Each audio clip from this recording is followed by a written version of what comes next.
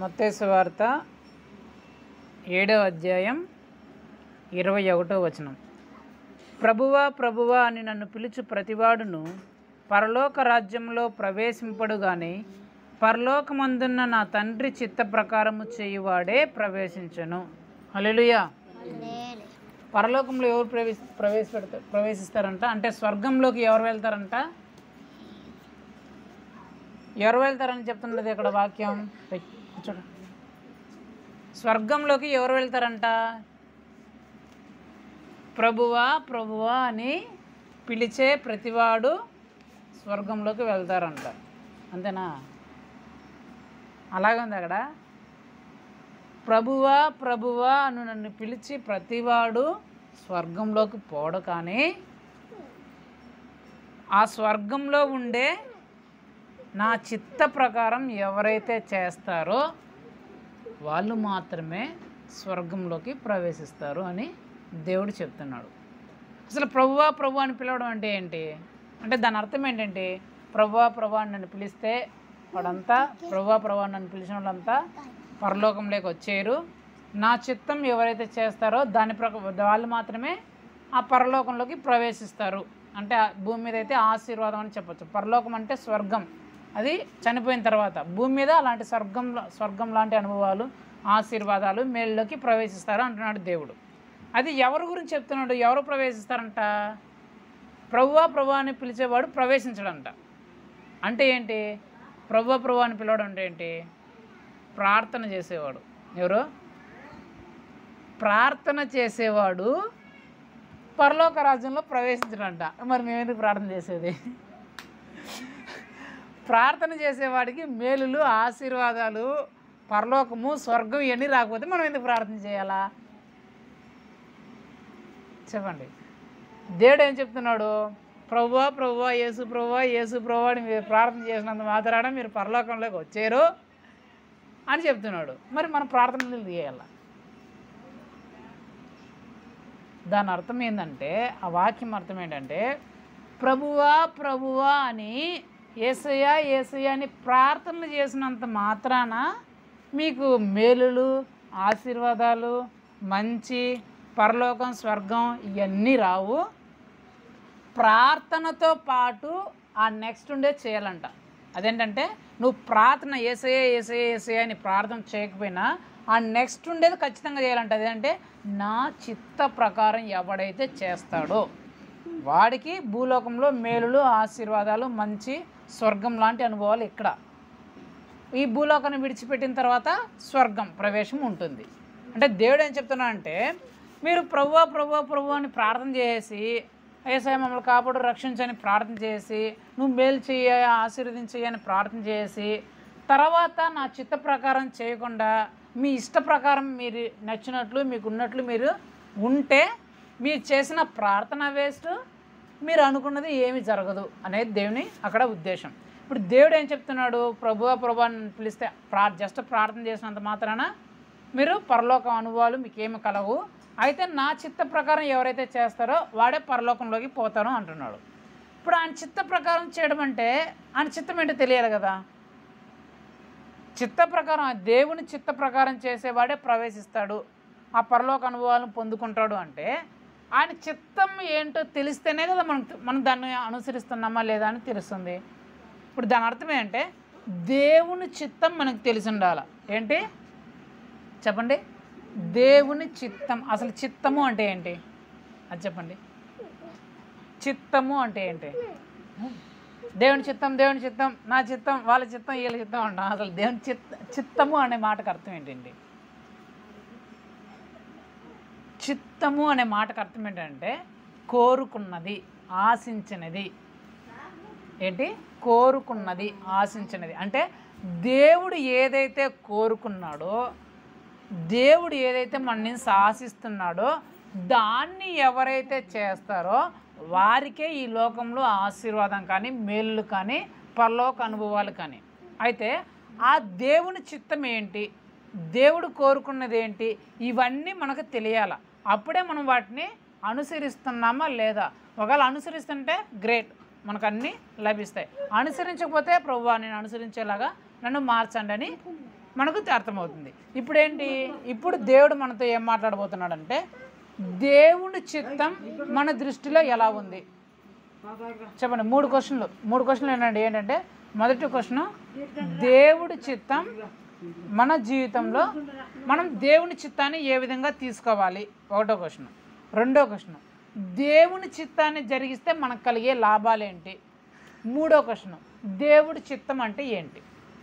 మొదటి క్వశ్చన్, దేవుని చిత్తాన్ని మన జీవితంలో మనం ఎలా తీసుకోవాలి. రెండో క్వశ్చన్, దేవుడు చిత్తం చేస్తే లాభాలేంటి.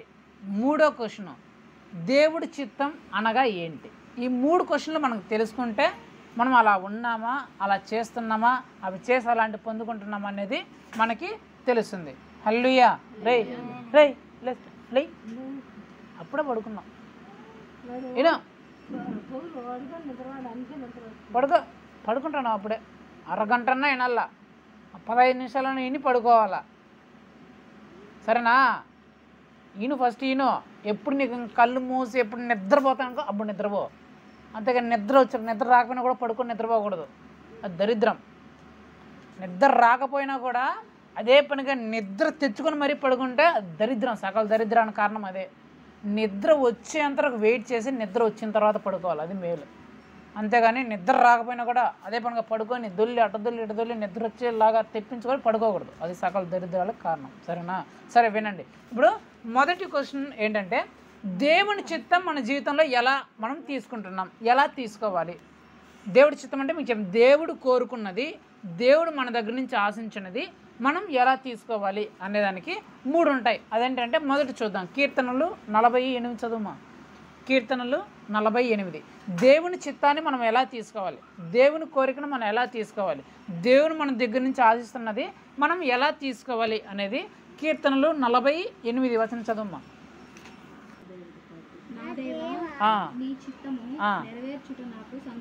హల్లెలూయా. మొట్టమొదటిగా మన జీవితంలో దేవుని చిత్తం విషయంలో మనం ఎలా ఉండాలంటే అక్కడ ఏం చెప్తున్నాడు భక్తుడు, నా దేవ నీ చిత్తం నెరవేర్చుట ఆయనకి ఎలాంటిదంట, సంతోషం అంట. అంటే ఆయన కోరుకున్నది చేయుట, ఆయన ఆశించిన చేయుట, దేవుడు ఆశించినది, దేవుడు కోరుకున్నది చేయుట ఈ భక్తునికి చాలా చాలా చాలా సంతోషం అంట. చాలా వ్యక్తులకి సంతోషం ఏమిస్తాయి, కొందరికి విగ్రహారాధనలు ఇస్తాయి సంతోషం, జాతరలు వేసి డ్యాన్సులు వేసి తాగేసి ఎగడం సంతోషాన్ని ఇస్తాయి. కొందరికి మందు తాగడం సంతోషాన్ని ఇస్తుంది, కొందరికి అక్రమ సంబంధాలు సంతోషాన్ని ఇస్తాయి, కొందరికి ఆంసులు బీడీలు వక్కాకులు అవి ఇవి సిగరెట్లు అవి తాగడం సంతోషిస్తాయి, కొందరికి అమ్మాయిలతో అబ్బాయిలతో చాటింగ్లు చేసుకోవడం, అబ్బాయిలతో అమ్మాయిలతో ఫోన్లలో మాట్లాడుకోవడం సంతోషాన్ని ఇస్తాయి, కొందరికి మేకప్లు వేసుకోవడం సంతోషం ఇస్తుంది, కొందరికి క్రికెట్ మ్యాచ్లు చూడడం సంతోషం ఇస్తుంది, అమ్మాయిలకైతే ఇంకా సినిమాలు అవి ఇవి చూడడం సంతోషం ఇస్తుంది, కొందరికి సీరియల్ చూడడానికి సంతోషం ఇస్తుంది, కొందరికి వాళ్ళ ఇంట్లో ముచ్చట్లు వీళ్ళింట్లో ముచ్చట్లు వాళ్ళింట్లో చెప్పుకోవడం సంతోషం, కొందరికి వేరే వాళ్ళ మీద గొడవలు పోవడమే సంతోషం, కొందరికి బూతులు మాట్లాడడం సంతోషం, కొందరికి వేరే వాళ్ళని వెక్కిరించడం సంతోషం. ఇలాగ రకరకాల సంతోషాలు ఉంటాయి. కానీ ఈ భక్తుడికి ఏం సంతోషం అంట, యేసు ప్రభు చిత్తాన్ని నెరవేర్చడం ఈయనకు సంతోషం అంట. ఏంటి సరే కూర్చో, యేసు ప్రభు యొక్క చిత్తాన్ని, ఆయన కోరుకున్న దాన్ని, ఆయన ఆశించిన దాన్ని చేయడము ఈ భక్తునికి సంతోషం అంట. అంటే మన జీవితంలో మనకు మొట్టమొదటిగా ఏముండాలంటే దేవుని చిత్తాన్ని చేయటము సంతోషంగా ఉండాలి. చెప్పండి, దేవుని చిత్తం చేయటం నాకు సంతోషం, అట్లా ఉండాలి. మనం ఫస్ట్ దేవుడు కోరుకున్నది, దేవుడు ఆశించింది దాన్ని చేయడం మనకు సంతోషంగా ఉండాలి. రెండోది ఏముండాలంటే చూడండి, యోహాను సువార్త 4:34 తీయండి. యోహాను సువార్త కొత్త నిబంధనలో యోహాను సువార్త 4:34.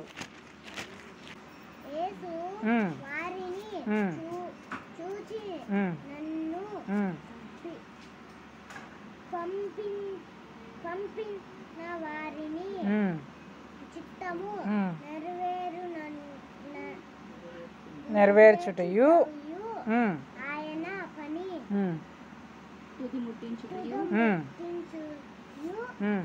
నాకు ఆహారమై ఉన్నది. యేసు ప్రభు ఏం చెప్తున్నా అంటే వారిని చూసి, అంటే శిష్యులను చూసి ఏమని చెప్తున్నాడంటే, అక్కడ ఏమన్నాడంటే, నన్ను పంపిన వాని చిత్తము నెరవేర్చుటయు ఆయన పని తుదముట్టించుటయు నాకు ఆహారమై ఉన్నది. అక్కడ జరిగిన సంభవం ఏంటంటే, యేసు ప్రభు కోసము ఆ శిష్యులు వేరే ఊరికి పోయి ఆహారాన్ని తీసుకొని వస్తారు. తీసుకొని వస్తే యేసు ప్రభు వాళ్ళు యేసు ప్రభు దగ్గరకు వచ్చి, అయ్యా తినండి, ఈ ఆహారం తినండి అంటే, యేసు ప్రభు ఏమంటాడంటే, నా దగ్గర తినుటకు వేరే ఆహారం ఉంది అని చెప్తారు. అప్పుడు ఈ శిష్యులు అనుకునే, అరే యేసు ప్రభు దగ్గర వేరే ఆహారం ఎట్లుండి వచ్చిందిరా, మనం ఆయన అడిగితేనే కదా ఆహారం తీసుకురండి అని అడిగితేనే కదా మనం వేరే పట్టణానికి వెళ్ళినాము, ఈయనేమో వేరే ఆహారం ఉండేది అంటున్నాడు, మనకు తెలియకుండా ఈయనేమన్నా ఆహారం తెచ్చి దాచిపెట్టుకున్నాడా, ఏమన్నా సంచులు ఏమన్నా మూటలు ఏమైనా కట్టుకొని మనకు తెలియకుండా ఏమైనా తింటున్నాడా అని వీళ్ళు చనుక్కుంటా గొనుక్కుంటా అన్నారంట. పేతురు గారు వండుకొని, అట్లేముండదులే, ఈ ఇస్కరియోతు యూదా వండుకొని, ఏమన్నా యేసు ప్రభు ఏమన్నా ఆహారం మనకు తెలియకుండా సీక్రెట్గా పెట్టుకున్నాడా, ఏమన్నా రొట్టెలు చేపలు ఏమైనా పెట్టుకున్నాడా, మనకు తెలియకుండా ఏమైనా సీక్రెట్గా తింటున్నాడా అని అంటే పేతురు, అట్లా ఎందుకు అడిగేస్తాడు యేసు ప్రభు అంటాడట. నీకేం తెలుసు, ఆయన అప్పుడు 5 చేపలను 2 రొట్టెలను 7,000 మంది పెంచినాడు, మనం వెళ్ళిపోయిన తర్వాత ఏమన్నా అక్కడ ఏమైనా కనిపిస్తే ఆ రాళ్ళు కనిపిస్తే భూమి భూమి దుస్ అని మంత్రం వేసి ఆ రాళ్ళని రొట్టెలుగా చేసుకొని ఇప్పుడు దాపెట్టుకొని ఉంటాడు. అందుకే చెప్తున్నాడు ఆయన నా దగ్గర ఆహారం ఉంది అని చెప్తున్నాడు. లేకపోతే ఆయనకు ఆహారం ఎట్లా వస్తుంది, ఆయనకు ఆహారం లేదనే కదా మనం వేరే ఊరివి ఆహారం కొనుక్కొని వచ్చినాం. ఇప్పుడేమో ఆయన అడుగుతుంటే 2 రొట్టెలు నా దగ్గర ఆహారం ఉంది వేరే ఉంది, వీళ్ళు సనుక్కుంటా కొనుక్కుంటా అన్నారంట. ఎవరు? శిష్యులు. అది ఆయన చూసి వారిని చూసి, మీరు ఎందుకు సనుక్కుంటున్నారు కొనుక్కుంటున్నారు, నా దగ్గర నాకు తినుటకు వేరే ఆహారం ఉంది, ఆ ఆహారము మీరు అనుకున్నట్టే రొట్టె చేపో కాదు, దేవుని పని తుదముట్టించుట. అక్కడేముంది చదవండి.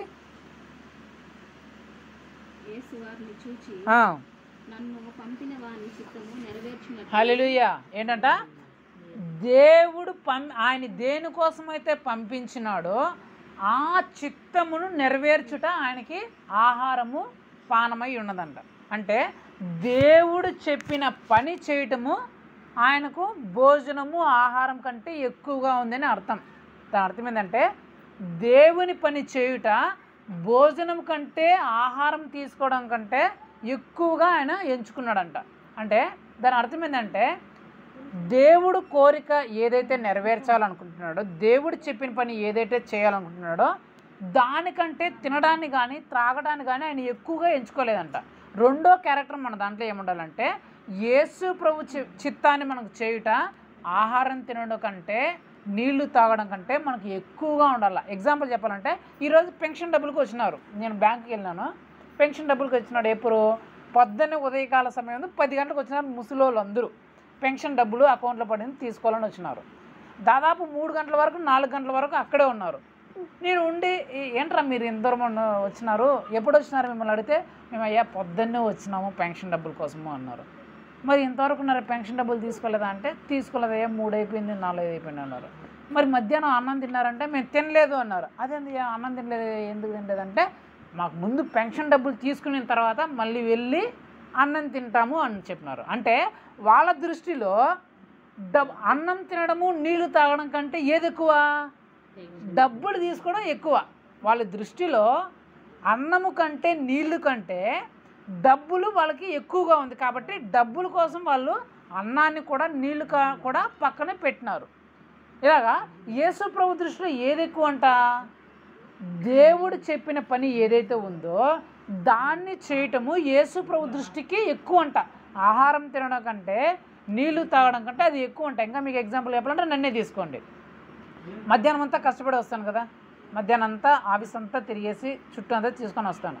సాయంత్రం 5 గంటలకు రాగానే మళ్ళీ పొలం దగ్గరికి వెళ్ళి 10 బిందెలు నీళ్ళు చెట్లకు పోసేసి, తర్వాత గడ్డి మళ్ళీ ఆవుల కోసం పోయి జొన్నకర్రలు కోసుకొని వచ్చి మళ్ళీ ఇంటికి వచ్చిన తర్వాత ఆవులకు పాలు పిండేసి కుర్తి పెట్టి ఇలాంటి అన్ని పనులు చేస్తుంటాను కదా.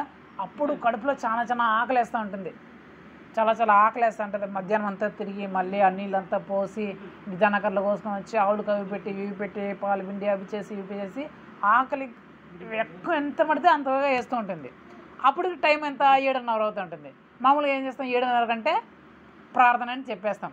కాబట్టి ఎంత ఆకలిస్తాం, అయ్యో ఇంత ఆకలిగా ఉంది కానీ అక్కడ 7:30కి ప్రార్థన ఉంది కాబట్టి మనం ఆకలి సంగతి పక్కన పెట్టేసి వెళ్ళిపోదాం. ముందు ప్రార్థన ఇంపార్టెంట్. మనం ఆకలి అంటే మళ్ళీ వచ్చి తిందాం, ప్రేయర్ అయిపోయిన తర్వాత మళ్ళీ గంట వచ్చి తిందాం అని చెప్పేసి ఇక్కడికి వచ్చి ప్రేయర్లో కూర్చుంటాం. ఎప్పుడైతే ప్రేయర్లో 7:30 కూర్చుంటామో ప్రేయర్లో కూర్చున్న క్షణం నుంచి అయిపోయేంతవరకు అది ఆకలి అనేది, ఆ దప్పిక అనేది, ఆ నీరు అనేది తెలియదు. అంతకుముందు చాలా ఆకలి, అయ్యో ఎప్పుడప్పుడు ఆకలి తిందామా, ఎప్పుడప్పుడు ఆకలి దొరుకుతుందా, ఏదో ఒకటి తిందామా, నీళ్ళు దప్పికేస్తుందా అనేంత ఆకలి ఉంటుంది. కానీ ప్రేయర్లో కూర్చున్న తర్వాత ఆకలి ఉండదు. చెప్తా ఉంటే వినేవాళ్ళు ఓపిక ఉండాలి, కానీ మామూలుగా మీకు వినే అంత ఓపిక ఉండదు. కాబట్టి 9 గంటలకే ముగిస్తాం ప్రార్థన. నా దృష్టిలో మిమ్మల్ని చూడగానే మీరు 9 గంటలకి అంతా 7:30 స్టార్ట్ చేసి 9 గంటల్లో మీ మొగాలు చూస్తారంటే నాకు ఎట్ట అయిపోతుంది. కాబట్టి మీరు అప్పటికే వీళ్ళు చంపేస్తారు నన్ను అనుకుంటా అనే మొగాలు వేసుకుంటారు. కాబట్టి ఇక సార్లే చెప్పేసి 9 గంటలకి నేను ముగిచ్చేస్తాను. అట్లా కాకుండా ముగిచ్చేస్తాను. చూడు అట్లా ఉంటారు. నాకు వినేవాళ్ళకు కూడా నేను రాత్రి అంతా చెప్పగలను. ఇప్పుడు ఇదంతా చెప్పేస్తానా, 9 గంటలంతా ముగించేస్తానా, 9 గంటలంతా ముగించేసి ఇంటికి పోయి అన్నం తింటానంటే తినేదిలే. ఎందుకు, 9 గంటల నుంచి ఇక్కడ ముగించేసి ఇంటికి పోయిన తర్వాత ఈ వీడియో అంతా రికార్డ్ చేసిన వీడియో అంతా వీడియో చేయాలా. దానికోసం మళ్ళీ ఇంటర్నెట్లో మంచి ఇమేజ్, దానికి సరిపోయే ఇమేజ్ డౌన్లోడ్ చేసుకోవాలా. మళ్ళీ రికార్డ్ చేసిన దాన్ని సెట్ చేయాలా. దాన్ని సెట్ చేసి మళ్ళీ వీడియో కన్వర్ట్ చేయాలా. వీడియో కన్వర్ట్ చేసిన తర్వాత దాన్ని యూట్యూబ్లో అప్లోడ్ చేయాలా. యూట్యూబ్లో అప్లోడ్ చేసిన తర్వాత వచ్చిందా లేదు చెక్ చేయాలా. ఇదంతా ప్రాసెస్ అయ్యేదానికి 11:30 అవుతుంది టైం. ఎప్పుడు, రాత్రి 11:30 అవుతుంది. రాత్రి 11:30 అయిన తర్వాత ఇంకా అర్ధరాత్రి అన్నం తింటే మామూలు చిన్నప్పుడు దయ్యాలు తింటే అంటారు. సర్లే మనకు వేసిన ఆకలి అంతా, అప్పటికి ఆకలేదు, సర్లే ఎంతమంది కొంచెం తినేసి పడుకుంటాం ఆ పద్ధతికి. ఒకవేళ అప్పుడు కూడా పడుకోలేదు అనుకో, ఆ మరుసటి రోజు ఉపవాసం తినమనుకో. ఇప్పుడు పడుకోలే, ఈరోజు మధ్యాహ్నం నుంచి అన్నం లేదు, ఈ ప్రార్థనలో ఉండి అన్నం లేదు, ఇదంతా చేసుకొని అన్నం లేదు, ఇంకా నిద్ర వచ్చేస్తుంది, పడుకునేసినాం 11 గంటలకి. ఆ మరుసటి రోజు ఉపవాసం తినం అనుకో, ఏం చేస్తాం, కనీసం నీళ్ళు కూడా ముట్టాం, ఆఫీస్కి అట్లే వెళ్ళిపోతాం, స్నానం చేసుకొని రెడీ అయిపోయి ఆఫీస్కి వెళ్ళిపోతాం. ఉపవాసం అనుకో, ఇంకా ఉపవాసం కాబట్టి ఇంకేం నీళ్లు తాగము, అన్నమో తినము. కాబట్టి ఇంకా ఆఫీస్ వర్క్ అంతా చేసుకుంటుంటాం. దేవుని వాక్యం ఏదైనా ఫ్రీ టైం లేకపోతే తిరుగుతూ ఉంటే ఏదైనా దేవుని వాక్యం గుర్తుపెట్టుకొని దాని గురించి ధ్యానించుకుంటూ ఉంటాం. లేదు ఫ్రీ టైం దొరికిందంటే ఆఫీస్లో కూర్చొని ఇంకా బైబిల్ తిరగడమే. ఆదికాండ నుంచి ప్రకటన వరకు ఏదో ఒక అధ్యాయం తీసుకొని దాని అంతా బాగా ధ్యానించి దానికి సంబంధించిన రెఫరెన్స్లు ఎక్కడ ఉన్నాయి అని పొద్దున్నే 10 గంటలకు ఆఫీసులో కూర్చుంటే సాయంత్రం 5:30, 6 అయినా కూడా అసలు నీళ్ళ గురించి ధ్యాస ఉండదు, ఆహారం గురించి ధ్యాస ఉండదు, దేని గురించి ధ్యాస ఉండదు.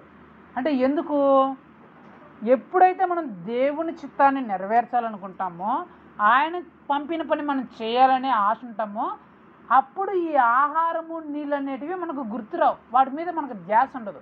అంటే దాని అర్థం రెండోదిగా నేను చెప్తానంటే, మొదటిగా మనకి ఏముండాలంటే యేసు ప్రభు చిత్తం చేయడం మనకి ఎక్కువ సంతోషంగా ఉండాలి. అన్నిటికంటే యేసు ప్రభు చిత్తం చేయడం మనకి ఎక్కువ సంతోషం ఉండాలి. రెండోది ఏంటంటే యేసు ప్రభు చిత్తం చేయడం మనకు ఆహారం తినడం కంటే నీళ్లు తాగడం కంటే ఎక్కువ ఇంపార్టెన్స్ ఇవ్వాలి. ఆహారం తినడం కంటే నీళ్లు తాగడం కంటే మనం యేసు ప్రభు పని జరిగించడం ఎక్కువగా ఉండాలి. మూడోది ఏంటంటే చూడండి, లూకాసు వార్త 22:42, 22వ అధ్యాయం 42వ వచనం.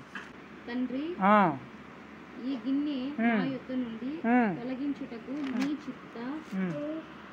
నీ చిత్తమునైతే తొలగించుము, అయినను నా సిస్టము కాదు, నీ చిత్తమైతే సిద్ధించుగాక అని ప్రార్థించాను. హల్లెలూయా. ఇక్కడ యేసు ప్రభు ఏం చెప్తున్నాడంటే, ఇది ఏ సంభవం అంటే యేసు ప్రభు సిలువలో చనిపోయే ముందు గెత్సెమనే తోటలో ప్రార్థన చేసిన సంభవం ఏంటంటే, తండ్రి ఈ గిన్నె నా యొద్ద నుంచి తొలగించుము, నీ చిత్తమైతే ఈ గిన్నె నా యొద్ద నుంచి తొలగించుము, అయినను నా చిత్త ప్రకారం కాదు, నీ చిత్త ప్రకారమే సిద్ధించునుగాక. అంటే దాని అర్థం ఏంటంటే, ఈ గిన్నె అంటే సిలువలో నేను చనిపోయే అది పాప శరీరంతో సిలువలో నేను చనిపోయే అది నాకు ఇష్టం లేదు, అది నేను జరగకూడదు అనుకుంటున్నాను, ఇది నా జీవితంలో జరగకుండా నీ చిత్తమైతే తొలగించు, అయినా సరే నేను ప్రార్థించానని కాదు, కానీ నీ చిత్త ప్రకారం ఇది జరగాలంటే ఖచ్చితంగా నన్ను సిలువలోనే చంపేయి.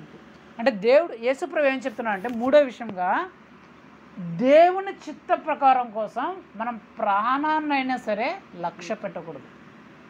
దేవుని చిత్తం చేయడానికి మనం ప్రాణాన్నైనా మనకి ఎక్కువ ఇష్టమైన దాన్నైనా, ఎక్కువ ఇంపార్టెంట్ అయిన దాన్ని కూడా మనం లెక్క పెట్టకూడదు. యేసు ప్రభు ఏం చెప్తానంటే, ప్రభా ఆ శిలువలో నేను చనిపోయాల్సిన క్షణం ఇది, ఒకవేళ నీ చిత్తం అయితే తొలగించు. అట్లని నేను చెప్పాను కదా, నీ చిత్తం అయితేనే దాని నుంచి నన్ను తప్పించు, నీ చిత్తం కాలేదా అని చంపే, ఇబ్బంది లేదు. అంటే మనకు చాలా చాలా ఇష్టమైనవి ఉంటాయి, మనం ప్రాణం అనుకున్నవి ఉంటాయి, మనకు బాగా ప్రియాతి ప్రేమ అని బాగా ఇష్టమైనవి ఉంటాయి. అయితే కూడా యేసు ప్రభు కంటే వాటిని మనం ఇష్టంగా ఎంచుకోకూడదు. ఎంత ప్రాణంగా ఉన్నా సరే దేవుని కోసం మనం ప్రాణాన్నైనా ఇచ్చేంత గల అంతలోనికి మనం రావాలని అర్థం. అబ్రహాం చూడండి, అబ్రహాం కొడుకు ఎవరు? ఇస్సాకు. ఒక్కడే ఒక కొడుకు. ఎప్పుడు పుట్టినాడు? 100 సంవత్సరాల్లో పుట్టినాడు. ఎన్ని సంవత్సరాల్లో? 100 సంవత్సరాలు లేక పుట్టినాడు. ఒక్కడే కొడుకు, ఇంకా పుడతాడని నమ్మకం కూడా లేదు. 100 సంవత్సరాలు దేవుని అడుక్కుంటే పుట్టినాడు. అయితే యేసు ప్రభు ఒక్కగానే ఒక కొడుకుని ఇచ్చాడు, 100 సంవత్సరాలు ఇచ్చినాడు. ఒకరోజు చూసి ఏం చెప్పినాడు? నీ కొడుకుని ఈ పర్వతం మీద బలిచ్చే అన్నాడు. ఏమన్నాడు? నీ కొడుకుని బలిచ్చే అన్నాడు. నువ్వు ఎంతో ఎక్కువగా ప్రేమిస్తున్నాడు అంట. మీరు ఆ వచనం చదివితే, మీరు ఆదికాండం 22లో చదివితే, తాను ప్రేమించుతున్న ఒక్కడే ఒక కుమారుడైనా అని చెప్తాడు యేసు ప్రభు. ఏమని చెప్తాడంటే, నువ్వు నాకు బలి ఇవ్వాలి అంటే చిత్తప్రభు ఇచ్చేస్తాను అన్నాడు. నువ్వు ఎవరిని బలి ఇవ్వాలంటే, నీవు ఎక్కువ అందరికంటే ఎక్కువగా ప్రేమించుతున్నా, నీకు ఒక్కడే కొడుకు అయి ఉన్నా వాడిని బలిచ్చే అంటాడు. ఏమంటాడు? నువ్వు ఒక్కడే ఒక కొడుకు, అందరికంటే ఎక్కువగా వీడినే ప్రేమిస్తున్నావు, వీడిని బలిచ్చే అంటే ఏం చెప్పాలి అబ్రహాము? ఏమన్నా నువ్వు అసలు మనిషి, నువ్వు అసలు దేవుడివేనా? నిన్నేనా నేను నమ్ముకునింది? నువ్వు ఇలాంటి దేవుడువా? ఏదో 100 సంవత్సరాల్లో లేక పుట్టినాడు, ఇంకా పుడతాడని కూడా నమ్మకం లేదు. ఈ అందరికంటే ఈయన నేను ఎక్కువగా ప్రేమిస్తున్నాను, ఈ ప్రపంచంలో దేన్ని నేను వీడికంటే ఎక్కువగా ఎంచుకోలేదు. ఇది ఇప్పుడు కనీసం 12 సంవత్సరాలు కూడా లేదు. అరే వచ్చినాడు, అబ్బా కొడుకు పుట్టినాడు నేను సంతోషం వచ్చినప్పుడే ఈయన చంపేయమంటాడు. నువ్వు అసలు ఏమి దేవుడు అయ్యా? నువ్వు అసలు దేవుడివేనా అని ఎట్ట తిట్టాలా? మనం ఒక చిన్న జ్వరమో తలపు వస్తే ఇంక దేవుడిని వేసుకుంటాం లేదా? దేవుని ఆ పక్క నుంచి తీసుకొని వచ్చి ఈ పక్క నుంచి ఇంకా తిట్టుడు తిడతాం దేవుడిని. ఏంటి? చిన్న జ్వరానికే, చిన్న తలనొప్పికే, చిన్న కడుపు నొప్పికే. కానీ ఇప్పుడు ఏం చేయాలి? అబ్రహాము తన సొంత కొడుకుని, 100 సంవత్సరాల్లో పుట్టిన కొడుకుని, ఎక్కువగా ప్రేమిస్తున్న కొడుకుని, తన ప్రాణం కంటే ఎక్కువగా ప్రేమిస్తున్న కొడుకుని చంపేయమన్నాడు యేసు ప్రభు. ఏమన్నాడు అబ్రహాం? అట్లేం మాట్లాడాడు. నీ చిత్తం అయ్యా, ఒకటే మాట. ఏంటి? నీ చిత్తం అన్నాడు. నీకంటే నాకేమి కొడుకేమి ఎక్కువ కదా, నాకంటే నా ప్రాణం ఎక్కువ కదా, నీ చిత్తం ఇచ్చేస్తాను. చూడండి ఎంత అబ్రహాము తన ప్రాణం కన్నా, తన ప్రాణానికంటే ఎక్కువగా ప్రేమించిన దానికన్నా దేవుని చిత్తం చేయడము అతనికి ఎక్కువ సంతోషమైంది. సో ఈ 3 మనకు గుర్తుండాలి. ఏంటి? మొదటిది, దేవుని చిత్తం చేయడం మనకి ఎక్కువ సంతోషం అవ్వాలా.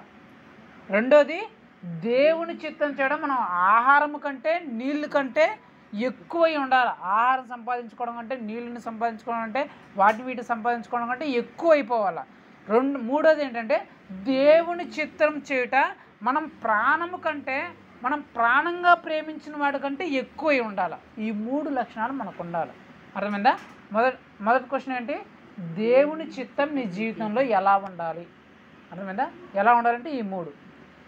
మన సంతోషం, దేవుని చిత్తం చేయడం, దేవుడు కోరుకుని చేయడం మనకు సంతోషం అవ్వాలా. రెండోది ఏంటి? మన ఆహారము కంటే, త్రాగడం కంటే, తినడం కంటే దేవుని చిత్తం చేయడం మనకి ఎక్కువ అవ్వాలా. మూడోది ఏంటంటే, మన ప్రాణం కంటే, మనం ప్రాణంగా ప్రేమించి ఇష్టమైన వాటికంటే, ప్రేమైన వాటికంటే దేవుని చిత్తమే మనకి ఎక్కువై ఉండాలి. దేవుని చిత్తం కోసం వాటినైనా సరే వదిలేసంత మనకు రావాలా. మొదటి క్వశ్చన్. రెండో క్వశ్చన్ ఏంటి? దేవుని చిత్తం చేస్తే లాభాలు ఏంటి? దేవుడు కోరుకున్నది చేస్తే లాభాలు ఏంటి? మొదటి లాభం ఆల్రెడీ మీరు చూసేస్తున్నారు. అదే సువార్తలో, మత్తయి సువార్తలో 7లో మీరు చదివినారు. ఏంటది? పరలోక రాజ్య ప్రవేశం. ఏంటి? పరలోక రాజ్య ప్రవేశం. దేవుని చిత్తం ఎవరైతే చేస్తారో వాళ్ళకి మొట్టమొదటి లాభం ఏంటంటే స్వర్గంలోకి వాళ్ళకి ప్రవేశం, స్వర్గంలోకి ఎంట్రీ. ఇబ్బందే లే. అంటే ఈ భూలోకంలో అయితే స్వర్గంపు అనుభవాలు అంటే సంతోషం, సమాధానం, మేలు, ఆశీర్వాదం అన్నీ దొరుకుతాయి ఈ భూలోకంలో. భూలోకాన్ని విడిచిపెట్టిన తర్వాత నరకం అనే ప్రసక్తే లే, డైరెక్ట్గా నువ్వు స్వర్గంలోకి వెళ్ళిపోవచ్చు. మొదటి లాభం అదే. రెండో లాభం చూద్దామా? 1 జాన్, 1 యోహాను 2:17 చదవండి. నేను చదువుతామేనండి. 1 యోహాను 2:17 లోకమును దాని ఆశయు గతించిపోవుచున్నవి కానీ దేవుని చిత్తమును జరిగించువాడు నిరంతరము నిల్చును. ఇక్కడ ఏం చెప్తున్నా అంటే రెండో లాభం ఏంటంటే యేసు ప్రభు కోరుకునేది మనం చేస్తే మొదటి లాభం వచ్చి పరలోక ప్రవేశం, రెండో లాభం వచ్చి నిరంతరము నిలుస్తాడంట. అది ఎలాగా? ఆకాశము భూమి గతించిపోయినా, ఆకాశము భూమి వెళ్ళిపోయినా, ఆకాశము భూమి కూలిపోయినా వాళ్ళు మాత్రం ఎవరైతే యేసు ప్రభు చిత్తాన్ని చేస్తారో వాళ్ళు నిరంతరం నిలుస్తారంట. మన ఎగ్జాంపుల్ మనకు అర్థమయ్యే భాషలో చెప్పాలనుకుంటే మనం ఇక్కడ కూర్చున్నాం అనుకుందాం. మీరిద్దరూ దేవుని చిత్తాన్ని చేసేవాళ్ళు అనుకుందాం, నేను దేవుని చిత్తాన్ని చేయలేదు అనుకుందాం. ఉన్న పాటున ఇక్కడ భూకంపం వచ్చేసింది అనుకుందాం. ఉన్న పాటున ఇక్కడ భూకంపం వచ్చేసినా ఈ ఊరంతా ఆ భూకంపంలో పడి నాశనం అయిపోయినా మీ ఇద్దరికి ఏం కాదు. అది నిరంతరం నిలిచడం అంటే ఉన్న పాటున అకస్మాత్తుగా ఎంత నష్టము జరిగినా సరే, ప్రపంచమే కూలిపోయినా సరే దేవుని చిత్తం ధరించేవాడికి చిన్న అంత రవ్వంత గచ్చు కూడా పడదు, గీత కూడా పడదు. అది నిరంతరం నిలిచడం అంటే ఆకాశమును భూమిని గతించిపోయినా సరే దేవుని చిత్తం చేయవాడు నిరంతరము నిల్చును. అంటే మిగిలిన వాళ్ళకి ఎన్ని కష్టాలు, ఎన్ని బాధలు, ఎన్ని వ్యాధులు, ఎన్ని నష్టాల చేత నశించిపోతున్నా సరే, నాశనం అయిపోతున్నా సరే దేవుని చిత్తాన్ని చేసేవాడికి కనీసము చీమంత హాని కూడా జరగకుండా దేవుడు కాపాడుతాడు, రక్షిస్తాడు, వాళ్ళు నిరంతరము నిలుస్తారు అనేది అక్కడ దేవుడు చెప్తున్న మాట. మొట్టమొదటి ఏంటంటే స్వర్గ ప్రవేశం. భూలోకం అయితే స్వర్గం లాంటి అనుభవాలు, పరలోకంలోకి అయితే స్వర్గంలోని ప్రవేశం. రెండోది ఏంటంటే ఎవరికి ఎంత పెద్ద నష్టం, కష్టం, కన్నీరు, బాధ కలిగినా సరే దేవుని చిత్తం చేసిన వారికి చిన్న నష్టం కానీ, చిన్న కష్టం కానీ, చిన్న బాధను కూడా, చిన్న ఇబ్బందిని కూడా దేవుడు రానివ్వడు అనేది రెండవ లాభం. మొదటి క్వశ్చన్ ఏంటి? దేవుని చిత్తం మన జీవితంలో ఎలాగ ఉండాలి అనేది. రెండో క్వశ్చన్ ఏంటి? దేవుని చిత్తం చేస్తే లాభం ఏంటి? దేవుని చిత్తం చేస్తే లాభాలు ఏంటి తెలుసుకున్నారా? ఇప్పుడు ద మోస్ట్ అండ్ మెయిన్ ఏంటి? దేవుని చిత్తం ఏంటి? ఇది మనకు తెలియాలా. ఇది తెలిస్తేనే అవి మూడు, ఫస్ట్ క్వశ్చన్, సెకండ్ క్వశ్చన్ మనకి మన జీవితంలో ఉన్నాయా లేదా, మన జీవితంలో మనం చేస్తున్నామా చేయలేదా అని చెప్పేసి మనం తెలుసుకోగలం. మా వాళ్ళేరి పిల్లలేరి రమ్మని ఇట్లా, ఓయ్ ఏం పని బయట కూర్చో. హల్లెలూయా. ఇప్పుడు మనం ద మోస్ట్ అందరూ తెలుసుకోవాల్సింది ఏంటంటే దేవుని చిత్తం ఏంటి, దేవుడు కోరుకుంటున్నది ఏంటి, దేవుడు ఆశిస్తున్నది ఏంటి, ఇది మనకు తెలియాలి. సరేనా? ఇది మనకు తెలిస్తే దాన్ని బట్టి మనం సంతోషిస్తున్నామా, అన్నాన్ని నీళ్ళను కూడా ఎక్కువగా దానికంటే చిత్తానికంటే దాన్ని తృణీకరిస్తున్నామా, మన ప్రాణము కంటే మనం ప్రేమించిన వాటికంటే దాన్ని విడిచిపెడుతున్నాం అనేది మనకు అర్థమవుతుంది. సరేనా? సరే, దేవుని చిత్తం అంటే ఏంటంటే మొట్టమొదటి ఏంటి? మొదటి తెస్సలోనికలు రాసిన మొదటి పత్రిక, అపోస్తలుడైన పౌలు గారు తెస్సలోనికలకు రాసిన మొదటి పత్రిక 5వ అధ్యాయం 16వ వచనం. ఎడతెగక ప్రార్థన చేయుడి, ప్రతి విషయమునందు, వినండి బాగా, ప్రతి విషయమునందు కృతజ్ఞతాస్తుతులు చెల్లించుడి, ఇలాగు చేయుట యేసుక్రీస్తునందు మీ విషయములో దేవుని చిత్తము. దేవుని చిత్తం ఏంటంట? మొట్టమొదటిగా ప్రతి విషయమునందు మీరు థ్యాంక్స్ చెప్పాలంట. ఏం చెప్పాలంట? ప్రతి విషయానికి థ్యాంక్స్ చెప్పాలి, ప్రతి విషయానికి స్తోత్రం చెప్పాలి. అక్కడ ఏమనుంది? మేలు చేసినప్పుడు స్తోత్రం చెప్పండి అని ఉందా? స్వస్థపరిచినప్పుడు స్తోత్రం చెప్పండి అని ఉందా? లాభం వచ్చినప్పుడు స్తోత్రం థ్యాంక్స్ చెప్పండి అని ఉందా? మేలు చేసినప్పుడు థ్యాంక్స్ చెప్పండి అని ఉందా? ఏమనుంది? ప్రతి విషయమునందు నువ్వేం చెప్పాలంట దేవునికి? ఏం చెప్పాలా? ప్రతి విషయం ముందు నువ్వు స్తోత్రం చెప్పాలి. ఆ స్థితిలోనికి నువ్వు రాలి. అది దేవుని చిత్తం. మొట్టమొదటిగా ప్రతి విషయం నందు మనం స్తోత్రం చెల్లించేవారిగా ఉండాలా. మనం ఎప్పుడు స్తోత్రం చెల్లిస్తాం? యేసు ప్రభు యేసయ్యా ఈ రోజునైనా నాకు 1000 రూపాయలు అవసరం ఉందయ్యా, నాకు ఎట్టయినా నువ్వు ఇచ్చే యేసయ్యా అని మనం ప్రార్థన చేస్తాం 1000 రూపాయల కోసం. యేసు ప్రభు 1500 ఇస్తాడు. ఎంత ఇస్తాడో 1500 ఇస్తాడు. యేసు బ్రో స్తోత్రం, నువ్వు సూపర్, యేసయ్యా ఇంకా చూసుకో, ఉద్యోగం వచ్చేసి రగలేదు, నువ్వు సూపర్ దేవుడు, పేకలు తురుము అంటావు. ఏదైనా జ్వరం పడొచ్చిందనుకో ప్రభు 3 రోజుల నుంచి జ్వరం వేసయ్యా, డాక్టర్ అడిగితే ఇంకా వారం రోజులు తీరదేసయ్యా అన్నాడు. వేసయ్యా నువ్వు బాగా చేసేసా, కనీసం ఒక 4 రోజుల కన్నా తగ్గించేసయ్యా అని అన్నావు అనుకో. రాత్రి ప్రార్థన చేసుకున్నాం, పొద్దున్న లోపల ఇంకా జ్వరం పోయింది, ఇంకా చూసుకున్నా సవరిగా యేసు ప్రభు సూపర్ అబ్బా, నేను మొరపెట్టాను, ప్రార్థన చేసిన ముట్టి స్వస్థపరిచి బాగా చేసినాడు, ఏసయ్యా నీకు స్తోత్రం అయ్యి అని చెప్పేస్తాం. అంతే కదా. ఏదైనా మనకు నష్టం జరిగే పరిస్థితి వచ్చినప్పుడు ఏసయ్యా నష్టం వచ్చేలాగా ఏసయ్యా నువ్వు సాయం చేసేయని చెప్పి అన్నా అనుకో, దేవుడు మేలు చేసి దాన్ని లాభంగా మార్చాను. అబ్బా నష్టం వచ్చేస్తుంది అనుకున్నాను, వడ్లేసినాను, మడేసినాను, ఇది అందరూ చెప్తే నష్టం వస్తుంది అనుకున్నారు, ఇప్పుడేమో చూస్తే లాభాలు వచ్చేస్తున్నాయి, అబ్బా యేసు ప్రభు నీకు స్తోత్రం అంటాం లేదా? అంటాం. అదే మనకు రోగం వచ్చిందనుక ప్రార్థన చేస్తూనే ఉంటాం. జ్వరం వచ్చింది, జ్వరం వచ్చింది, 2 రోజులు అయింది ప్రార్థన చేసాం, తగ్గల. 3 రోజులు అయింది ప్రార్థన చేయడం, తగ్గల. ఏమంటాము?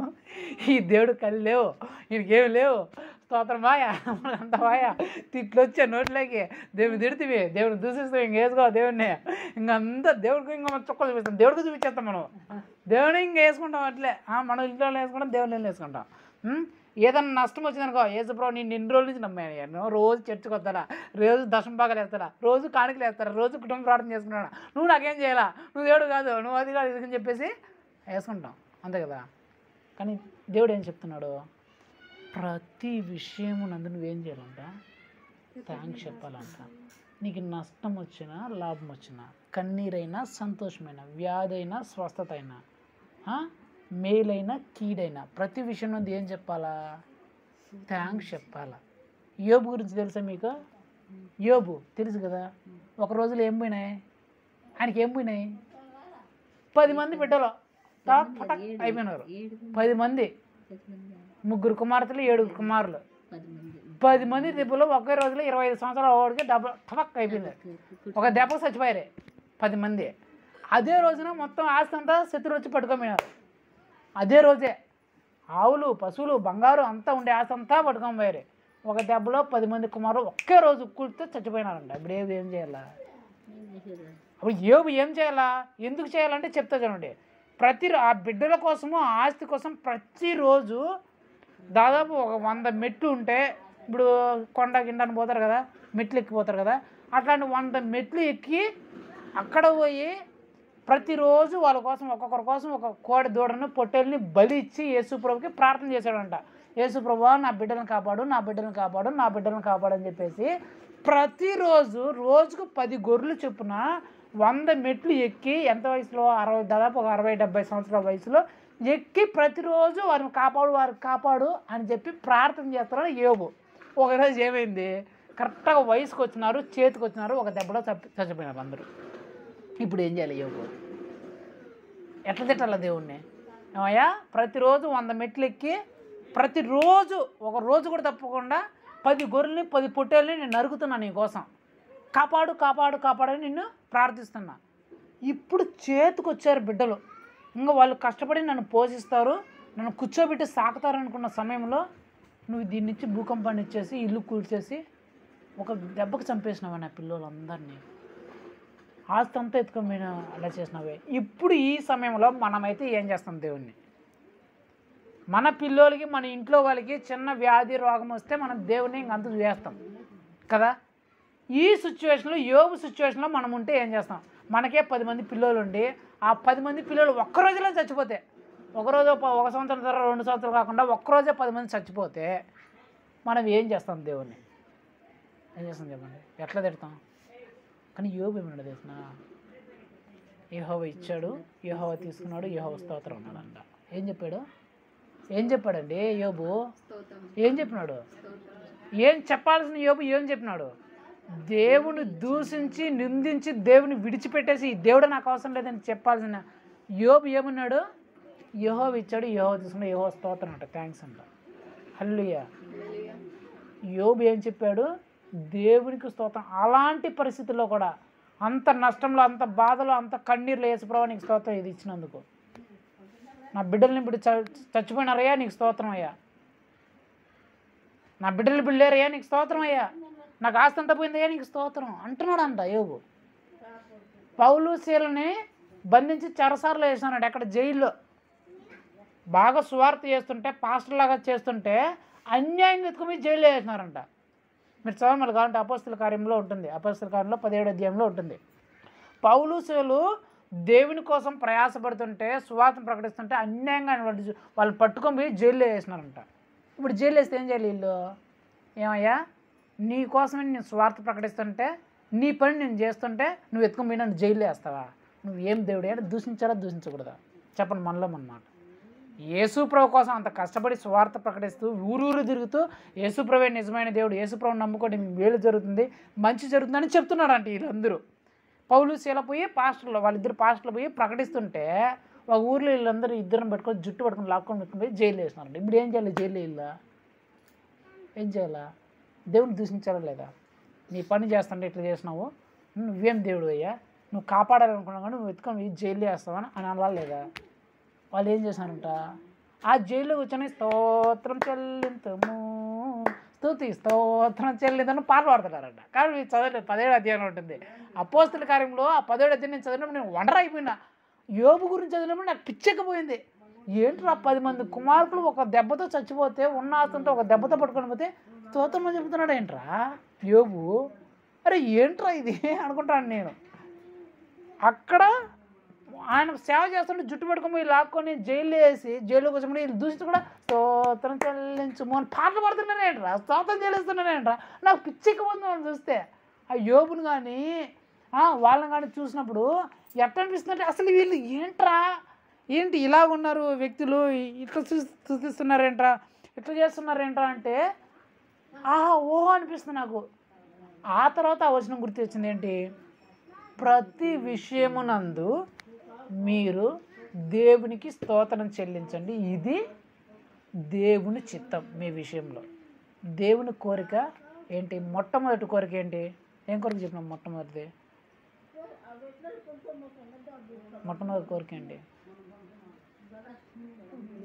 ఇదే దేవుడు మన విషయంలో నుంచి కోరుకునే మొట్టమొదటి ఆశించే దేవుడు మన దగ్గర నుంచి అంటే, ప్రతి విషయం నందు మనం దేవునికి స్తోత్రం చెల్లించాలంట. మంచా చెడా, మేలా కీడా, నష్టమా కష్టమా అనే క్యాలిక్యులేషన్ వేసుకోకూడదు. మంచి చేస్తేనే స్తోత్రం చెప్తా, మేలు చేస్తేనే స్తోత్రం చెప్తా, బాగు చేస్తేనే స్తోత్రం చేస్తా, స్వస్థత ఇస్తేనే స్తోత్రం చెప్తా, బాగు చేయకపోతే తిడతా, నష్టం కలిగిస్తే తిడతా, కష్టం కలిగిస్తే తిడతా, కన్ను తెప్పిస్తే తిడతా. ఈ ఉండకూడదు. నష్టమైన, కష్టమైన, వ్యాధి అయినా, బాధ అయినా, ఇబ్బంది అయినా, ఇరుకైనా ఏం చేయాలి? నువ్వు స్తోత్రం చెల్లించాలి. ఎందుకు? దేవుడు ఏ కారణం లేకుండా నీకు ఏ కష్టాన్ని కానీ నష్టాన్ని కానీ నీకు అనుమతించడు. గుర్తుపెట్టుకో. దేవుడి దృష్టిలో దాని తర్వాత ఏది లేకుండా దాన్ని నీ జీవితంలోకి అనుమతే ఇవ్వడు. యోబు జీవితంలోకి దాన్ని అనుమతించాడంటే 2 రెట్ల ఆశీర్వాదం వచ్చిందంట. రోజు ప్రార్థన చేసేవాడు వీళ్ళు స్వర్గంలోకి వెళ్ళిపోయినారు. ఆ తర్వాత 10 మంది కన్నాడా లేదా? 20 మంది అయ్యి ఆశీర్వాదం. అప్పుడుకున్న ఆశీర్వాదం కంటే ఇప్పుడు 2 ఆశీర్వాదం వచ్చిందంట. అంటే 2 రెట్లుగా యోబును ఆశీర్వదించాలని దేవుడు ఉదాహరణ చేసిండు. ఈ కష్టాన్ని ఇచ్చినాడు.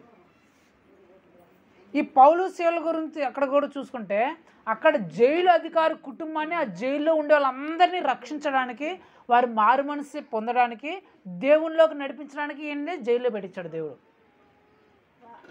జైల్లో పెట్టిన అధికారులే ఆ తర్వాత పౌలు దగ్గరికి వచ్చి, అయ్యా మమ్మల్ని క్షమించండి అయ్యా అని చెప్పేసి వాళ్ళ గాయాలని కడిగి వాళ్ళంతటినీ క్షమించమని వేడుకొని వాళ్ళకి అన్నం పెట్టి వాళ్ళకి అన్నీ సపరేలు చేశానంట.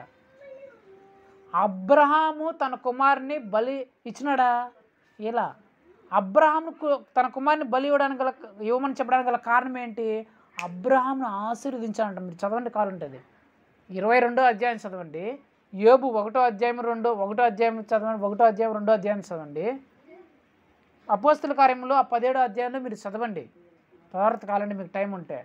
దేవుడు వీటిని ఎందుకు అనుమతించాడంటే, ఈ కష్టాన్ని, నష్టాన్ని, వ్యాధిని, బాధని, దుఃఖాన్ని ఎందుకు అనుమతించడం? ఊరికే అనుభవించాలా, దాని తర్వాత ఏదో ఉంది అక్కడ. ఏది లేకుండా దేవుడు ఖచ్చితంగా నీ జీవితంలోకి శ్రమను అనుభవించడం గుర్తుపెట్టుకోండి. ఎవరి జీవితంలోకైనా సరే వ్యాధిని కానీ, కన్నీరుని కానీ, రోగాన్ని కానీ, కష్టాన్ని కానీ, ఇబ్బందిని కానీ, ఇరుకుని కానీ, సమస్యను కానీ ఏది లేకుండా దేవుడు అనుమతించడు. దాని తర్వాత ఏదో ఉంటుంది ఖచ్చితంగా. అది మనకు తెలియాలి. ఓహో, ఇది వచ్చిందంటే దీని తర్వాత దేవుడు ఏదో మనకు ఇవ్వబోతున్నాడు అనే ఉద్దేశం మనకు ఉండాలి. అది దాన్ని బట్టి దేవుడు స్తుతించాలి. అందుకు వాళ్ళు దేవుని స్తుతించారంట. దేవుడు వాళ్ళ కష్టాన్ని ఇచ్చేశారు, అయ్యో వాళ్ళు స్తుతించింది కష్టం వచ్చిందని కాదు, ఇది ఇచ్చారంటే దేవుడు ఏదో ఇవ్వబోతున్నాడు దీని తర్వాత.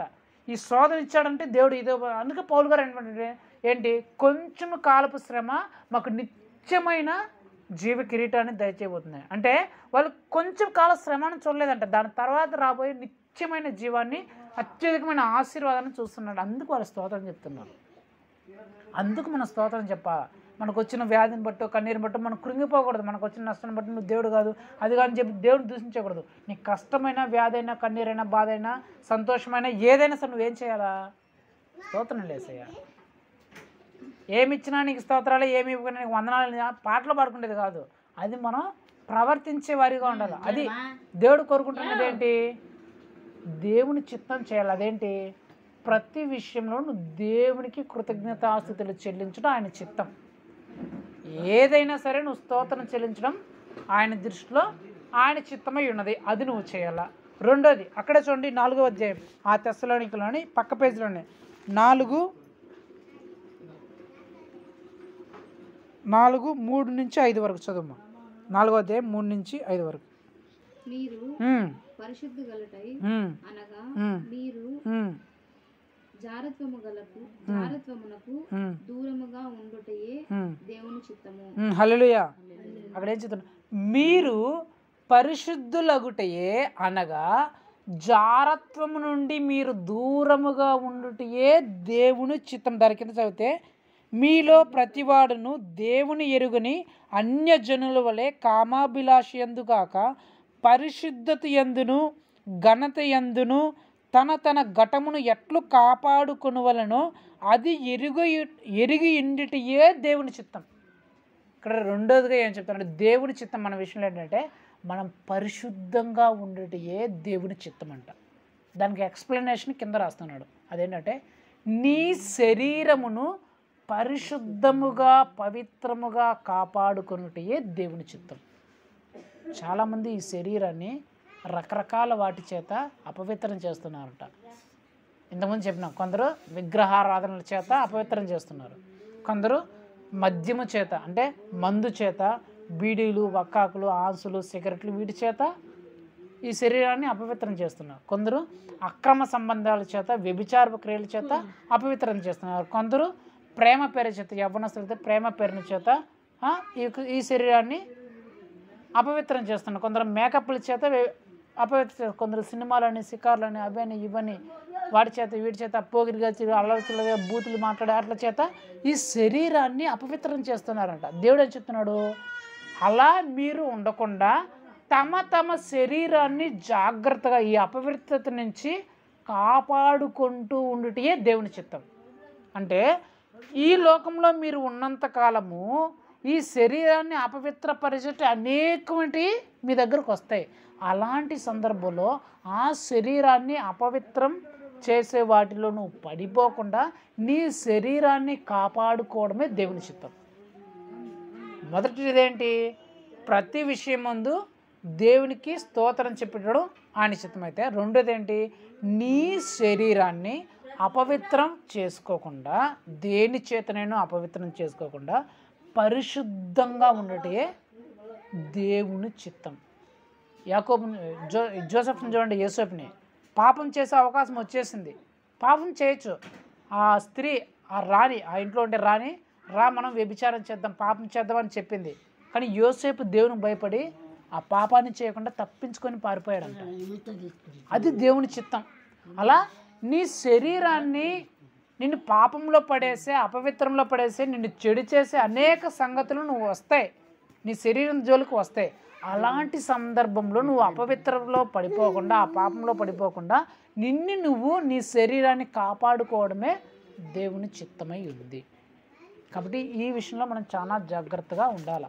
ఎవరైనా సరే, ఆడవాళ్ళైనా సరే మగవాళ్ళైనా సరే, మగవాళ్ళకైనా సరే ఆడవాళ్ళకైనా సరే తమ శరీరాన్ని అపవిత్రపరిచేటివి అన్నీ వస్తూ ఉంటాయి. అలాంటప్పుడు ఏం చేయాలి? మనం అపవిత్రతలో పడిపోకుండా మన శరీరాన్ని మనం కాపాడుకోవాలా. అదే చెప్తున్నాడు అక్కడ, తన ఘటమును ఎట్లు కాపాడుకొనవలెనో అది ఎరుగు ఉండుటయే దేవుని చిత్తము.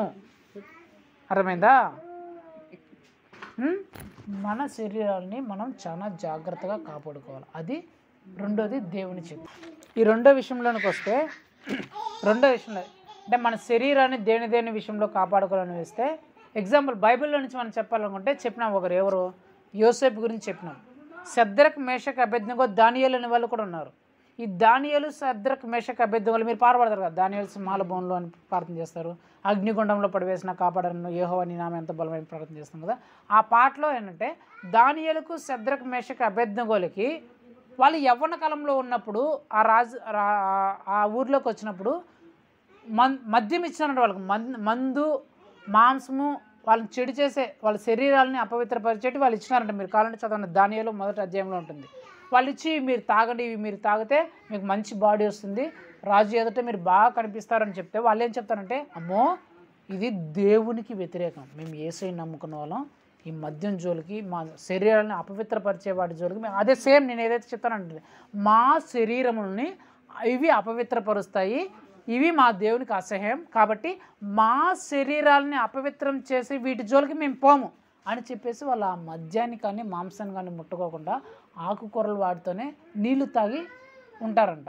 ఎప్పుడైతే ఆ నీళ్లు తాగి ఆ మద్యం జోలికి వాటి జోలికి పోకుండా నీళ్లు తాగి ఉంటారో ఆ మద్యము మాంసం తిన్న వాళ్ళకంటే వీళ్ళ ముఖాలే బాగా ప్రకాశించి రాజు వీళ్ళనే కోరుకుంటాడంట. వాళ్ళ రాజభవనంలో ఉండడానికి వీళ్ళనే కోరుకుంటాడు. ఒకటి ఈ శద్రక్ మేషక్ అబేద్నెగోల్ని రేపు మీరు విగ్రహాన్ని చేసి దీన్ని మొక్కండి, దీన్ని మొక్కకపోయినారా మిమ్మల్ని చంపేస్తాం అంటే వాళ్ళు ఏమంటారంట, మేము యేసుప్రభు నమ్ముకున్నాం, యేసుప్రభు నిజమైన దేవుడిని నమ్ముకున్న తర్వాత మేము ఈ విగ్రహాలని అస్సలు పూజించమన్నారంట. మీ విగ్రహాలను పూజించడం, మేము పెట్టిన విగ్రహాన్ని మీరు పూజించకపోతే మిమ్మల్ని నా అగ్నిగుణంలో వేస్తాను, చంపేస్తాను అంటే నువ్వు చంపినాడు చంపుకో, నువ్వు చంపినాడే చంపుకోయా, ఈ నిజమైన దేవుడిని తెలుసుకున్నావు, నువ్వు అగ్నిగుండంలో కాదు ఏమైనా వేసుకో, అగ్నిగుండం వేసుకో, అగ్నిగుండం వేసినా సరే ఈ అగ్నిగుండం నుంచి మమ్మల్ని కాపాడడానికి మా దేవుడు యేసుప్రభు శక్తివంతుడు, నువ్వు అగ్నిగుండంలో వేసినా సరే యేసుప్రభు మమ్మల్ని కాపాడుతాడు. ఒకవేళ యేసుప్రభు కాపాడకపోయినా సరే మేము అగ్నిగుండంలో పడి చచ్చిపోతాం, కానీ ఈ విగ్రహాలు మాత్రం మళ్ళీ మేము మొక్కం. నువ్వు నిజమైన దేవుని తెలుసుకున్నావు కాబట్టి కావాలంటే అగ్నిగుండంలో అయినా చచ్చిపోతాం, కానీ మరలా ఈ విగ్రహాలను అయితే మేము మొక్కే ప్రసక్తే లేదన్నంట. అంటే వాళ్ళ విశ్వాసం చూడు, ఒకసారి నిజమైన దేవుని తెలుసుకున్న తర్వాత మేము ఆ విగ్రహారాధన జోలికి మళ్ళీ పోం, కావాలంటే ఈ అగ్నిగుండంలో అయినా పడి చస్తాము తప్ప. అగ్నిగుండం అంటే శ్రమలకు సూచన. అంటే చాలామంది ఆ విగ్రహారాధన మనం చేయకపోతే, ఆ విగ్రహారాధన కాలం అంటే ముందు మనం వచ్చిన ఆ విగ్రహాన్ని చేయకపోతే చాలామంది ఆ అగ్ని లాంటి శ్రమల్లో మనం బాధ పెట్టాలని, కష్టపెట్టాలని, ఇబ్బందులు పెట్టాలని చూస్తారు. అరే మిమ్మల్ని అట్ట చేస్తాం, మిమ్మల్ని ఇట్లా చేస్తాం, మీరు విగ్రహం మళ్ళీ యేసుప్రభుని విడిచిపెట్టకపోతే అట్లా చేస్తాం ఇట్లా చేస్తాం అని చెప్తారు. విగ్గుడు కూడా అట్టే చెప్పినారు. వాళ్ళు ఏమన్నారు, నువ్వు ఎట్లాంటి ఎన్నైనా ఇబ్బందులు పెట్టుకోరా, ఏమైనా చేసుకో, మరలా ఆ విగ్రహాలకు ముఖ్య ప్రసక్తే లేదు. యేసుప్రభు మమ్మల్ని కాపాడుతాడు, నువ్వు ఎన్నైనా శ్రమలు ఎన్నైనా ఇబ్బందులు పెట్టుకో, ఆ శ్రమల నుంచి యేసుప్రభు మమ్మల్ని కాపాడుతాడు. ఒకవేళ యేసుప్రభు కాపాడలేదా ఆ శ్రమల్లోనే మేము నశించిపోతాం తప్ప అస్సలు మేము మళ్ళా విగ్రహం ఆరాధన చేసే ప్రసక్తే లేదని ఖరాఖండిగా చెప్పేసినారంట. చెప్పిన తర్వాత వీళ్ళు ఏమైపోయినారు, అగ్నిగుండంలో వేసినారా లేదా? యేసుప్రభు వాళ్ళు చెప్పించారని యేసుప్రభు వాళ్ళు చెప్పినట్లు అగ్నిగుండంలో వేసినారు, కానీ వాళ్ళకి ఏమైనా అయిందా? ఎవరు కాపాడినారు? యేసుప్రభు కాపాడడం లేదా? ఎంత శ్రమలైనా సరే, ఎంత ఇబ్బంది అయినా సరే దేవుని చిత్తానికి లోబడితే ఎవ్వరూ ఏ శ్రమ నిన్ను ఏం తాకలేదు. దానియేలు శద్రక్ మేషక్ అక్కడేమో రాజు ఎన్నుకున్నాడు వాళ్ళని, ఇక్కడేమో అగ్నిగుండం లాంటి శ్రమల్లో కూడా రక్షింపబడి ఏమైపోయారు, ఆ దేశానికి ప్రధానమంత్రులు అయిపోయినారంట. ఎవరు? ఈ బానిసలుగా వచ్చిన వాళ్ళు ఇప్పుడు ఏమైపోయినారు, ప్రధానమంత్రులు అయిపోయినారు. ఎందుకు? వాళ్ళ శరీరాలని అపవిత్రం చేసుకోవాలి. యోసేపు ఐగుప్తు దేశానికే రాజు అయిపోయినాడు, ప్రపంచానికి అన్నం పెట్టే స్థాయికి ఎదిగిపోయినాడు. ఎక్కడ అన్నం దొరకాలన్నా యోసేపు దగ్గరికే పోవాలా, యోసేపు దగ్గర అన్నం అడుక్కుంటే పరిస్థితికి వచ్చేసినాడు. ఎక్కడి నుంచి? ఒక ఖైదీలాగా బానిసలాగా పోయినాడంట ఐగుప్తు దేశానికి. ఏ స్థాయికి వచ్చినాడు? ఐగుప్తు దేశాన్ని అంతా ఏలే స్థాయికి, ఐగుప్తు దేశానికి కాదు ప్రపంచానికి అన్నం పెట్టే అంత పెద్దోడైపోయినాడు. కారణం ఏంటి? తన శరీరాన్ని ఆ వ్యభిచార కార్యక్రమం దగ్గర పెట్టలేదు, అపవిత్రం చేసుకోలేదు. ఈ శద్రక మేషక అబేద్నెగోలు ఆ మద్యపానం దగ్గర, ఆ నీచమైన వాటి తినేదాని దగ్గర అపవిత్రం చేసుకోలేదు, ఆ విగ్రహాధారణ కార్యక్రమం దగ్గర అపవిత్రం చేసుకోలేదు. అందుకే వారి జీవితం అట్లా ఆశీర్వదించబడింది. ఇంకా చివరిగా ఏంటంటే 1 పేతురు చూడండి 2:15. ఎలా అనగా మీరిట్లు యుక్త ప్రవక్తన గల వారై అజ్ఞానముగా మాట్లాడు మూర్ఖుల నోరు మోయుట దేవుని చిత్తం. మన విషయంలో 3వ చిత్తం. మొదటి చిత్తం ఏంటి? ప్రతి విషయం నందు మనం ఏమని చేయాలా? స్తోత్రమే చెప్పాలా, గుర్తుపెట్టుకోండి. రెండోటిది ఏంటి? మన శరీరమును అపవిత్రపరచుకోకుండా చూసుకోవడమే దేవుని చిత్తం. అంటే మనం పరిశుద్ధంగా ఉండటమే దేవుని చిత్తం. ఇప్పుడు 3వ చిత్తం ఏంటి? ఏం చదివినారు? ఏలయనగా మీరిట్లు యుక్త ప్రవర్తన గలవారై అజ్ఞానముగా మాట్లాడు మూర్ఖుల నోరు మూయుట దేవుని చిత్తం. మూర్ఖుల నోరు, అజ్ఞానముతో మూర్ఖంగా మాట్లాడేవారి నోరు మూయుట దేవుని చిత్తం. ఎలా నోరు మోస్తాం? వాళ్ళది అజ్ఞానంగా వాళ్ళు మాట్లాడుతున్నారు. మనం ఎలా వాళ్ళు నోరు మోస్తాం? వాళ్ళు మాట్లాడకుండా ఎట్లా చేస్తాం? వాళ్ళు మళ్ళా మాట్లాడకుండా ఎట్లా చేయగలం? వాళ్ళు చెప్పిన దానికి మనం జ్ఞానంగా తెలివిగా మాట్లాడి, వాళ్ళు చెప్పిన ప్రశ్నకు మనం తెలివిగా ఆన్సర్ ఇచ్చి, వాళ్ళు చెప్పిన దానికి మనం లాజికల్గా మాట్లాడి వాళ్ళు నోరు మూయించడం, అంతే కదా. మూర్ఖుల నోరు మనం ఎలా మూయించాలా? వాళ్ళు ఏదైతే చెప్తారో 2 ఆప్షన్లు ఉంటాయి. ఒకటి ఏంటంటే వాళ్ళు ఏదైతే చెప్తారో వాళ్ళు చెప్పిన దానికి జ్ఞానంగా మాట్లాడి, లేదా వాళ్ళు చెప్పిన దానికి లాజికల్గా మాట్లాడి వాళ్ళు నోరు మూయించడం మొదటిది. రెండోది ఏంటి? ఆర్గ్యుమెంట్. వాడు క్వశ్చన్లు వేస్తే మనం క్వశ్చన్లు వేయడం, వాడు తిడితే మనం తిట్టడం, వాడంటే మనం అనడం. ఇట్లా ఆర్గ్యుమెంట్ అంటే వాడికంటే ఎక్కువగా మనం మాట్లాడి, వాడికంటే ఎక్కువగా మనం క్వశ్చన్లు వేసి, ఇంక వీటితో వద్దురా, వీటితో మనం వద్దు, ఇంత మాట్లాడకూడదు అని చేసేలాగా నోరు మూయించడం, అంతే కదా. మొదటిది ఏంటో జ్ఞానముగా మాట్లాడి, లేకపోతే లాజికల్గా మాట్లాడి, మన సొంత తెలివిని పెట్టి ఆలోచించి మాట్లాడి వారు మాట్లాడకుండా చేయడం మొదటిది. రెండోది ఏంటి? వాళ్ళకంటే మనం ఎక్కువగా మూర్ఖంగా మాట్లాడి, వాళ్ళు వేసిన ప్రశ్నల కంటే మనం 10 ప్రశ్నలు వేసి, ఇంకా వీళ్ళతో వద్దురా, మనం అడుగు ఊరికి వేస్ట్, వీళ్ళని అడుగు ఊరికి వేస్ట్ అని ఆ మూర్ఖులు నోరు మూయించడం రెండోది. దేవుడు ఇదే చెప్పింది అక్కడ, మీరు మూర్ఖుల నోరు మూయించడం దేవుని చిత్తం. అయితే దేవుడు ఏం చెప్తున్నాడు? ఇట్లా కాదంట, అది కాదంట దేవుని చిత్తం. వాడు మూర్ఖంగా అజ్ఞానంగా మాట్లాడుతున్నాడు. వాడు అజ్ఞానంగా మూర్ఖంగా మాట్లాడతానని చెప్పి నువ్వు తెలివిని ఉపయోగించి, నీ జ్ఞానం ఉపయోగించి, నువ్వు లాజికల్గా ఉపయోగించి, లేకపోతే వాడు చెప్పిన దాంట్లో వాడు ఒక ప్రశ్న ఇస్తాను, నువ్వు 4 ప్రశ్నలు వేసి, అట్లా కాదంట. అక్కడ ఏముంది? యుక్త ప్రవర్తనతో వారు నోరు మూయించాలంట. దేంతో?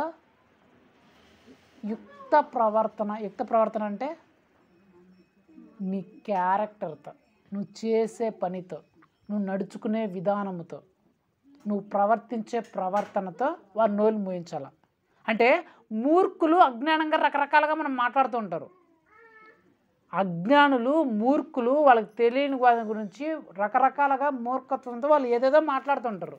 మనం ఏం చేయాలి? వాళ్ళు మాట్లాడుతున్నాం కదా, మన తెలివిని ఉపయోగించి, మన జ్ఞానం ఉపయోగించి, అలాంటి వాళ్ళు తిట్టినా మనం ఆర్గ్యుమెంట్ చేసి వాళ్ళు నోరు మూయించేది కాదు. చాలామంది ఏం చేస్తారు, నేను చాలా చోట్ల వింటా, ఎవరిదైనా గొడవకు వచ్చినా అనుకో, వీళ్ళు ఏమైనా చెప్తారంటే, వాళ్ళతో గొడవ పోయేదానికి కూడా మనం గమ్మున ఉండేది బెస్ట్ అంటారు. అంటే ఏంటి? వాళ్ళు మూర్ఖంగా పోయి మనం మూర్ఖంగా పోయి దానికంటే గమ్మున ఉండేది బెస్ట్. ఇది వేస్ట్, పనికిరాదు. వాళ్ళ నోరు అట్లా మూయించలేం. లేదా వాళ్ళు చెప్పిన దానికి మనము తెలివిగా లాజికల్గా ఆలోచించి చెప్పినా నోరు మూయించలేం. దేవుడు ఏం చెప్తాడంటే, ఆ రెండింటినీ మీరు ఎంచుకోవద్దండి. మీరు ఏది ఎంచుకోవాలా? మీ ప్రవర్తన ద్వారా వాళ్ళు నోరు మూయాల. వారు ఇప్పుడు నిన్ను అజ్ఞానంగా మూర్ఖంగా ఎన్నైనా అంటూ ఉండొచ్చు, ఎన్నైనా నేను అలా అంటూ ఉండొచ్చు, కానీ నువ్వేం చేయాలా? యుక్తమైన ప్రవర్తన, మంచి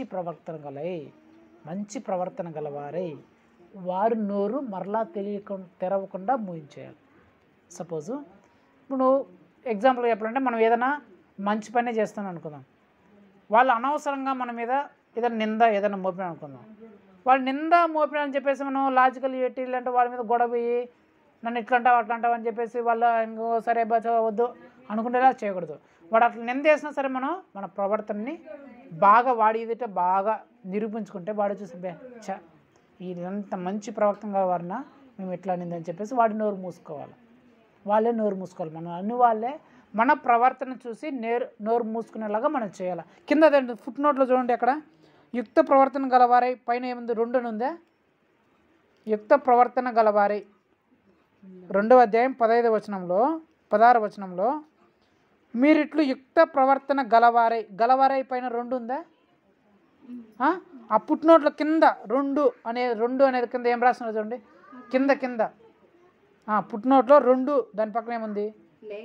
లేక మేలు చేయువారై. అంటే యుక్త ప్రవర్తన అంటే ఏంటి? మేలు చేసి వాళ్ళు నోరు మూయించాల. వాళ్ళు అజ్ఞానంగా మాట్లాడుతుండొచ్చు, వాళ్ళు మూర్ఖంగా మాట్లాడుతుండొచ్చు. వారు మూర్ఖంగా అజ్ఞానంగా మాట్లాడని చెప్పేసి నువ్వు మూర్ఖంగా అజ్ఞానంగా నువ్వు కూడా మాట్లాడకూడదు. వారు అజ్ఞానంగా మాట్లాడని చెప్పేసి నువ్వు తెలివితో నీ లాజికల్తో నువ్వు వాళ్ళతో మాట్లాడకూడదు. నువ్వేం చేయాలా? మేలు చేసి లేదా యుక్తంగా ప్రవర్తించి మంచిగా ప్రవర్తించి వాళ్ళు నోరు మోయించాల. మళ్ళీ అట్లా మాట్లాడకుండా చేయాలి. అది దేవుని చిత్తం. ఈ 3 చిత్తాలు మన దేవుడు మనలో నుంచి ఆశిస్తున్నాడు, మనలో నుంచి కోరుకుంటున్నాడు. ఈ 3 చిత్తాలు మనలో ఉండాలని దేవుడు ఎంతో ఆశిస్తున్నాడు. ఈ 3 చిత్తాలు మన జీవితంలో ఉన్నాయా లేదా అనేది మనల్ని మనమే పరీక్షించుకోవాలి. మొదటిది ఏంటి? ప్రతి విషయంలోనూ మనం దేవునికి స్తోత్రం చెప్తున్నామా, లేకపోతే మంచి మేలు లాభం చేసినప్పుడు మనం స్తోత్రం చెప్తున్నామా అనేది మనము క్వశ్చన్ చేసుకోవాలి. దేవుని చిత్తం ఏంటి నా జీవితంలో? ఏమైనా క్వశ్చన్ వేసుకుంటే నా జీవితంలో దేవుని చిత్తము ప్రతి విషయంలోనూ దేవుడు నిన్ను స్తోత్రం చెప్పాలని కోరుకుంటున్నాడు. మరి నేను ఓన్లీ మేలు చేసినప్పుడే, మంచి చేసినప్పుడే, లాభం పరిచి ఇచ్చినప్పుడే దేవుని స్తోత్రం చెప్తున్నానా? నష్టము, కష్టం, బాధ, కన్నీరు, వ్యాధి ఇవన్నీ ఇచ్చినప్పుడు దేవుని తిడుతున్నానా? లేకపోతే అన్ని విషయంలో నష్టం వచ్చినా, మేలు ఇచ్చినా, కన్నీరు ఇచ్చినా, బాధ ఇచ్చినా స్తోత్రం చెప్తున్నానా లేదా? మొదటిది వేసుకోవాలి, మనల్ని పరీక్షించుకోవాలి. రెండోది ఏంటి? నా శరీరాన్ని అపవిత్రం పరచడానికి అనేకమైన నా ముందుకు వస్తూ ఉంటాయి.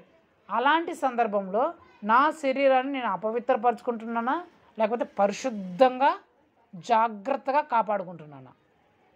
రెండోది క్వశ్చన్ వేసుకోవాలి. మూడో క్వశ్చన్ ఏంటి? మూర్ఖులు అజ్ఞానంగా మాట్లాడినప్పుడు, అజ్ఞానులు మూర్ఖంగా మాట్లాడినప్పుడు నా ప్రవర్తన ద్వారా వాళ్ళ నోరు మూయిస్తున్నానా, లేకపోతే ఆర్గ్యుమెంట్లు ఏమైనా చేస్తున్నానా? ఈ 3 చిత్తాలు నేను నెరవేరుస్తున్నానా లేదా? ఈ 3 చిత్తాలు నెరవేరిస్తే పరలోక రాజ్య ప్రవేశం నిత్యము నిలుస్తాం. ఈ 3 చిత్తాలు చేయడానికి మనం ఏం చేయాలా? సంతోషించాలా. రెండోది నీ ఆహారం కంటే నీరు కంటే ఎక్కువగా ఎంచుకోవాలా. మూడోదిగా మన ప్రాణం కంటే మనం ఎక్కువగా ప్రేమించేదానికంటే దాన్ని ఎక్కువగా ఎంచుకోవాలి. సో ఇవి మనం కలిగి ఉండాలని, ఇలా దేవుని చిత్తాన్ని నెరవేర్చాలని దేవుని ఆశిస్తున్నాడు. కాబట్టి మనం కూడా దానికోసం ప్రార్థన చేద్దాం.